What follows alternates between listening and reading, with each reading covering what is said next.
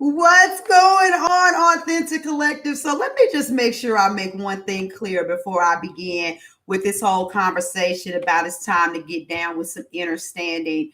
You all know that my ultimate loyalty is to this side first. However, there's a lot of extra energy, unfortunately, that goes into me doing a live video on this platform because I have to stream through YouTube. Mighty Networks is really wonderful. They just got a shame. They got a plug for me. They're really wonderful, but that's the one thing that they're not good for. But so that means it's easier for me to stream on other platforms first. At the end of the day, you guys already know there's some special streams that at the end of the day, they just don't get over there. So I hope you all don't feel a little neglected. But I'm here because I need to share some things with you all because the transformation that the women experienced with me over the last, oh God, 4 days prior to my little hiatus, because I had to recalibrate.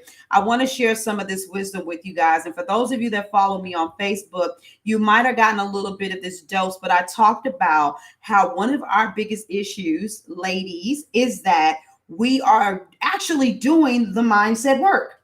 We actually dig in deep. We do the mindset work, but we're still not getting anywhere. Okay. And that's because it's time for some understanding. Not understanding, not overstanding. You know, something I understand, and then you get the people that's real woken, and they say you need to overstand. Well, I'm saying that you need to understand, and so you got to think about it. Even with some of the strongest coaches that can really help you with your mindset and help you lock in on some of the things that you're working on. Some of you might only be as strong as you really are when you're working with a coach. Some of you're still wrestling with it and you just feel major conviction, and it may even have elevated to condemnation if you can't seem to break away from some of those habits. And so, what I find with a lot of people, whether it's weight loss, it's business, whether it's with, it doesn't make a difference. I'm not even going to go through an extensive list, that a lot of people, they still just want to feed you a bunch of disciplines. And they might even be able to tell you that, if you just do this for 21 days, 30 days, and so on and so forth. But how many of you, when you come back and watch this video, you've already done that? You've done 21 days, you've done 30 days, and you only just need one hot ass crazy moment of just whatever it is to throw you off your rocker. And before you know it, you back doing what you did before. And so I want to talk to you guys because I want you to stop fouling up your business and fouling up your life. So I put a post up in the group and it says, what do you believe is hindering your success? Years ago, I believed it was exposure. And so one lady said clarity. Okay. Somebody might tell you to sit and to meditate and to journal and to write things out. But I can sit here and say personally, without knowing the person who wrote that comment, but having a good idea of her, it's kind of like, whoa, clarity coming up again. Why is that issue with clarity coming up? Because I know that she's done a lot of things, and she was talking about consistency, higher paying clients, so on and so forth. So what happened that now clarity is a hindrance on her business? Then she also said consistency. And so those are red flags for me. Those are red flags for me. And then last but not least, communication. And the reason being, because like, for instance, not to compare she and I, but on my least clearest moments, because we do have moments sometimes when clarity is an issue, because we're transitioning, you're changing, but I'm still consistent. And so for you to have 3 C's, clarity, consistency, and communication, that lets me know that there's a deeper issue.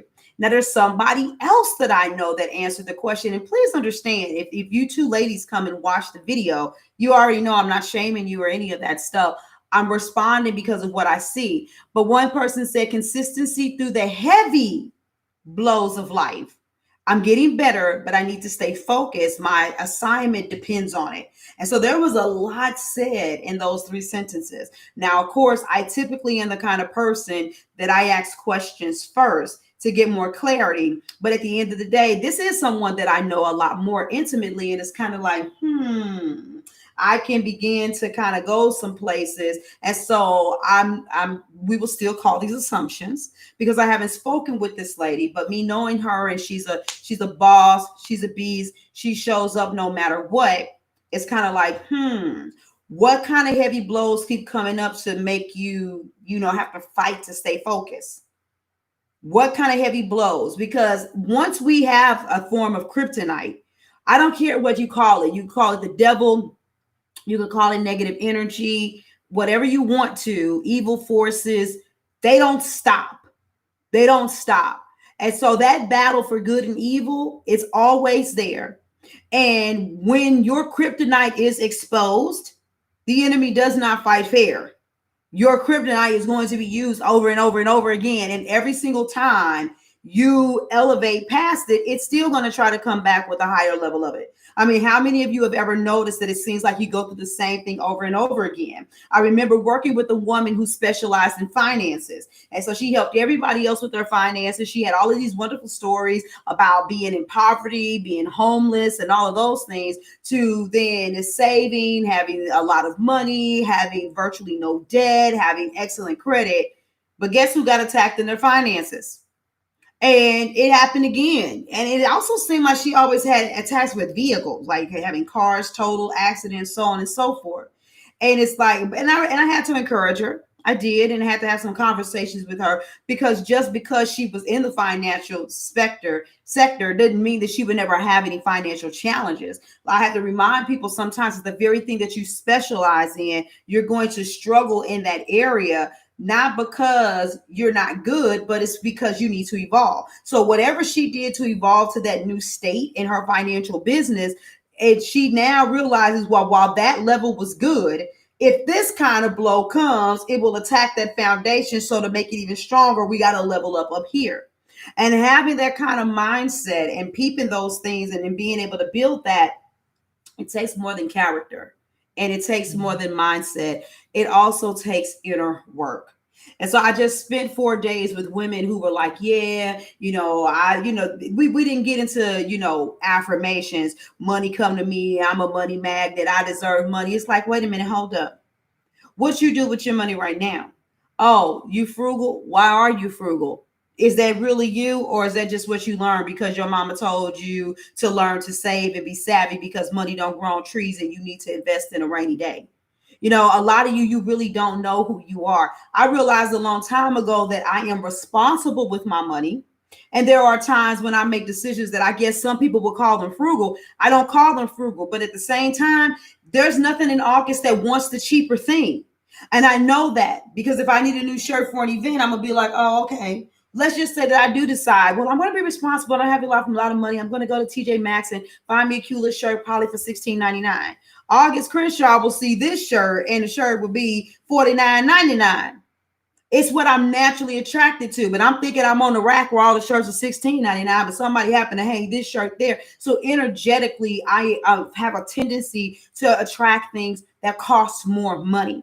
So I learned to stop labeling myself as something that I'm not. And I said I need to work to make sure that, from a responsible perspective and from an energetic perspective, that I do what it is that I need to do to make sure that I'm in a space to afford the things that I do truly want, and stop telling myself a lie that I want to go to consignment shops all the time. I want to find the bargain deals, because you want to know something? I realized a long time ago that wasn't for me. No offense to anybody for what you do, but there's just certain stores, if you go shop at it, you only get to wear the shirt once. Because by the time you wash it, if you make the mistake and dry it, then the little threading is going to start coming out. You're like, oh my God, this is so ridiculous. Okay? So what we dealt with while we were all together were some of these stories. Some of the things that occurred in our life, most of them were before we were 10 years old. That was my biggest challenge. And it didn't have to be a horror story. You didn't have to be down in the dumps and daggone near dead or molested and abused, even though that's some people's story. You just had to have something that made a profound impact on you occur. And look at what values that taught you in your childhood. What was the perspective in your childhood? See, what we have a tendency to do is look at our life right now, see what's going on, and say, oh, that means X, Y, and Z. This is happening because of that, and so on and so forth. And it's like, no, that's how you're rationalizing it now. Where did that come from, and what does it really mean? So a lot of you don't realize that you need to do the inner work. So I'm going to share something really personal with you. Something really, really, really freaking personal with you. And it's something I shared at the event. It's a conversation that I had with my 15-year-old daughter. So my 15-year-old daughter lives in St. Louis with her dad.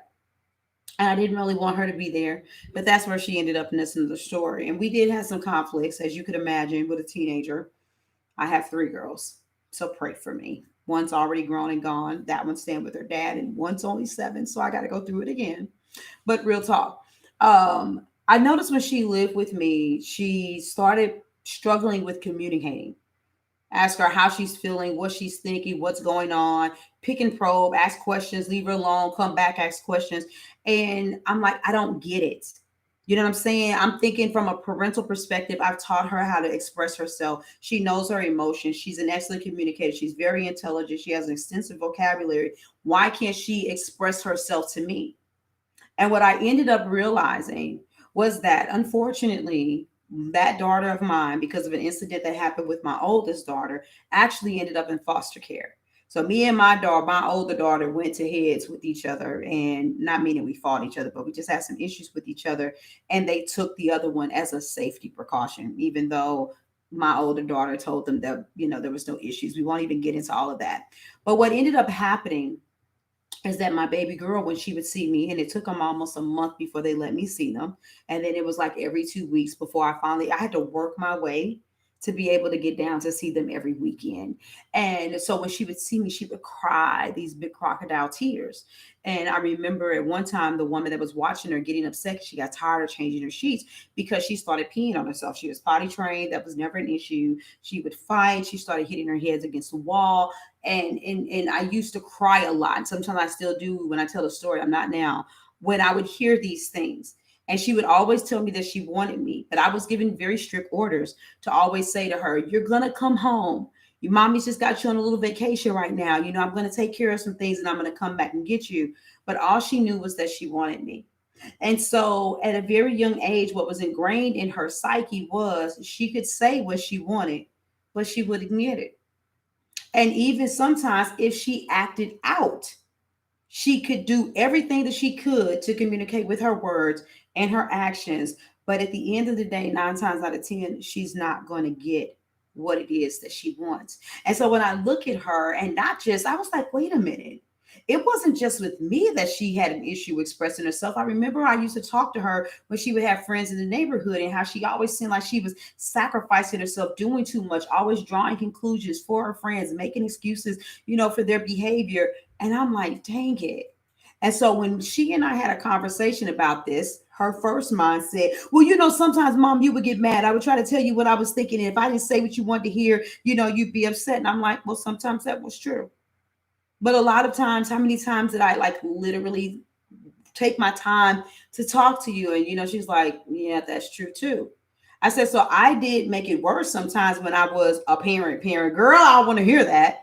But when we broke it down and I asked her what she remembered about foster care, and we talked about all of that, and I listened to the tears well up in her voice, and she realized it in her spirit that it's true, that she learned a long time ago subconsciously that she didn't matter. What she wants didn't matter. And so we have to begin to do the work centered around helping her get that freedom. And so the understanding of where she got that behavior from is so much more valuable for her at 15 years old. But guess what, ladies, and a few gentlemen that are in the group, you've got similar kinds of issues where you can see very well and you understand very profoundly what in the world is going on with you right here in front of your face. But you don't really truly know and understand where that behavior came from. Some people will get technical and call it inner child work and all that stuff. But at the end of the day, your emotions have energy and experiences in your brain attached to that. And so you have agreements, you have beliefs in your mind that have been there. Whether it's somebody calling you stupid, you sit there and say, "I know I'm not stupid because I went to school and I got a degree and I did all of these things." It's one of those things where the devil will let you do so much of all of the other stuff, but when you got ready to do your stuff, do your business, you don't necessarily call yourself stupid, but you question whether or not what everything you do is that correct, is that right, is that good enough. I probably shouldn't launch it right now because it's not ready. I need somebody else to be able to look at it. Well, I can't afford somebody to do it, and so on and so forth. So I really want to encourage you all to understand that doing the inner work is absolutely necessary. Okay?